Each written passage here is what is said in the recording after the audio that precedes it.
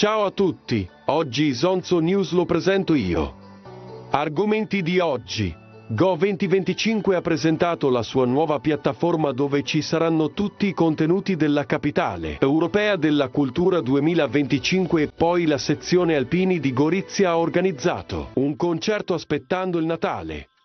Alessandro vi fa i migliori auguri di buone feste e con lui ci vediamo l'anno prossimo. Noi invece ci vediamo fra 7 giorni, stesso posto, stessa ora. E soprattutto fate i bravi.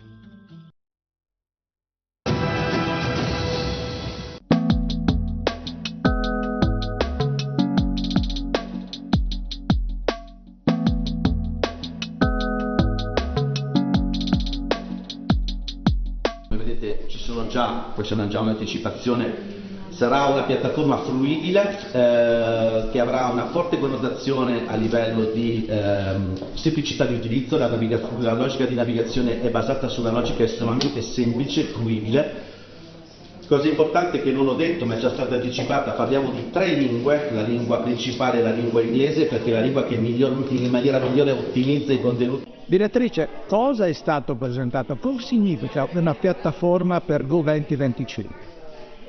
Significa finalmente avere un unico posto dove andare a trovare tutte le informazioni relative al programma della cultura 2025, quindi gli eventi che ci saranno, i progetti che ci stanno dietro, ma anche una piattaforma dove trovare le informazioni per organizzarsi, la logistica, dove stare anche per fermarsi qualche giorno in più tra Gorizia e Nova Gorizia, ma anche sul territorio regionale. Dedicata a tutto il mondo e anche agli stakeholders, quindi che potrebbero portare progetti praticamente. È aperta come tutte le piattaforme online, chiunque può visitarla, navigarci, trovare le informazioni e venire a trovarci. Insomma, un po' l'obiettivo è anche di appunto piattaforma turistica, quindi sicuramente bisognerà lavorare per promuoverla affinché anche chi è negli Stati Uniti possa trovare le informazioni e venire da noi. Sarà in 3 lingue disponibile, quindi sloveno e italiano che sono le prime 2, ma ovviamente anche in inglese internazionale. Insomma. Qual è stata la più grande difficoltà nell'organizzare questo bel lavoro? La difficoltà maggiore credo si possa dire proprio organizzare la struttura della piattaforma, capire esattamente come volevamo che fosse, che tipo di informazioni metterci, quindi chi coinvolgere e il tutto per avere una piattaforma semplice, navigabile, quindi la complessità che c'è dietro non deve essere visibile all'utente medio che invece approda e deve poter navigare facilmente e trovare facilmente le informazioni. L'indirizzo e da quando sarà fruibile? A go2025.eu dal 28 di dicembre sarà online ufficialmente.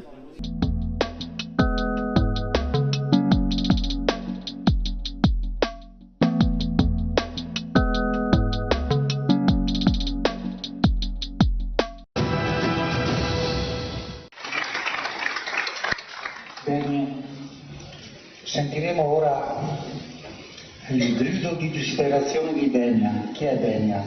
Un reduce che torna dopo tanto tempo a casa.